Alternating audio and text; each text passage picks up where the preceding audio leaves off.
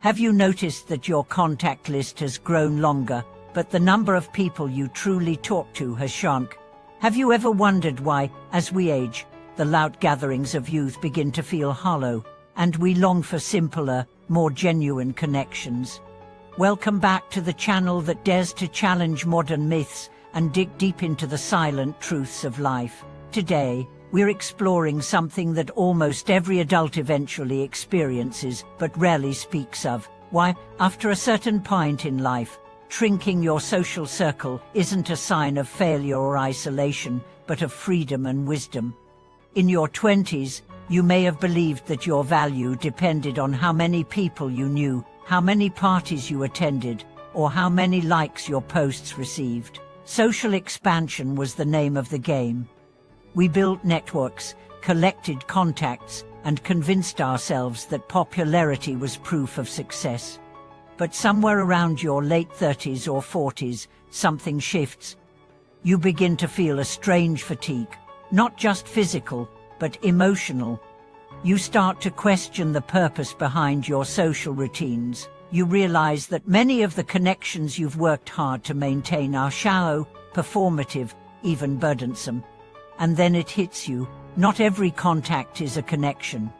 Not every interaction is intimacy. This realization is often accompanied by a quiet sadness. Letting go of people, even if the connection was weak, is still a loss. But what you gain in return is immeasurable peace, clarity, energy, and most of all, authenticity. Let's tell the story of Robert, a man once known for his dazzling social life. In his early career, he thrived on being everywhere. His calendar was full, his phone never silent. But by age 45, he was burned out, emotionally drained, and profoundly lonely. After a health scare, Robert made a radical decision. He deleted over 200 contacts. He stopped going to every party. She said no, or often. The result: he reconnected with his sister, started playing music again, and found 2 friends he could call in the middle of the night. "I don't feel popular anymore," he said, "but I feel seen." This is the paradox of connection. Less can be more. Fewer people, deeper ties. Quieter rooms, louder truths. Let's look at this through the lens of biology and psychology. Human beings were not designed to maintain hundreds of relationships. Our nervous systems crave safety, not stimulation. In fact, the brain's capacity for emotional closeness is limited. Sociologists call it the Dunbar number: around 150 stable social relationships, but only about 5 intimate connections.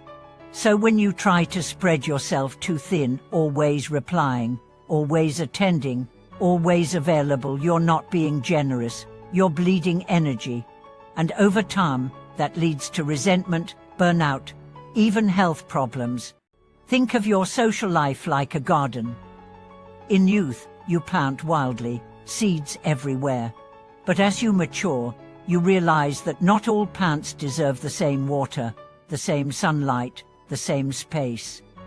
Some are weeds, some drain the soul, some bloom only when others are removed. Pruning is not cruelty, it's care. And now, let's talk about the kind of people you should keep close. First, those who celebrate your growth without competition. These are the rare souls who don't feel threatened when you shine. They clap for your success as if it were their own. Keep them. Second, those who challenge you to be better, not bitter. They don't just flatter you, they offer truth. They hold up a mirror, not a mask.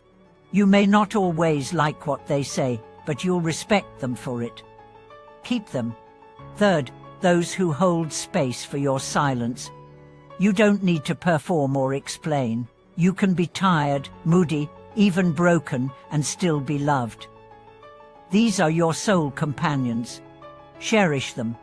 Let's also be honest about the people it's time to release. Those who drain your energy, mock your dreams, manipulate your empathy, or weaponize your kindness, no matter how long you've known them, are not your tribe. Longevity is not loyalty. Shared history does not guarantee shared destiny. Ending a friendship is painful, but staying in a fake one is soul death. Let's turn to another story. Karen, a teacher and single mother, once described how she used to attend weekly gatherings with a group of moms.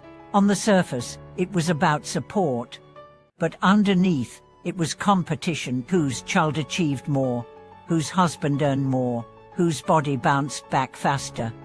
Karen felt inadequate after every meetup. One day, she skipped it. Instead, she spent the evening with her neighbor, an elderly woman who listened without judgment and laughed from the belly. Karen said, "That evening taught me more about friendship than all the years of forced small talk combined." Sometimes your true allies aren't loud, they're steady. They don't appear in the highlight reels, but they're the ones who will sit with you in the blooper reels of life. And what about the fear of being alone? This is real. Many people maintain toxic relationships simply to avoid loneliness, but being alone is not the same as being lonely. Loneliness is the hunger for connection. Solitude is the practice of contentment. And here's the truth: if you don't know how to be with yourself, you won't know how to be with others. Your relationships will be about distraction, not connection. That's why middle age, when solitude becomes more available, can be the most powerful phase of life. You begin to hear yourself again. Your own voice, not filtered through peer pressure or societal expectations. You start to make choices based on joy, not obligation. You stop asking, "Who likes me?" and start asking, "Who do I like being around?" You stop performing. You start existing. And in that sacred shift, your world gets smaller but richer. Now let's talk about identity. Many of us tied our worth to how social we were. I'm the connector and the host of the life of the party. But identities evolve. It's okay to outgrow your roles. You are not a character in someone else's play. You're the author of your own. If being quieter, slower, or more selective feels good, it's because you're finally aligning with your authentic self.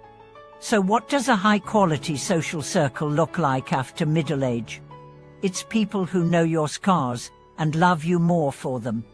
It's people who laugh with you, not at you. It's people who check in without being asked, who cheer for you in rooms you're not in, who tell you the truth even when it's hard. It's not big, it's real. In the end, maturity is not about having more, it's about needing less. Less approval, less applause, less noise. What remains is clarity.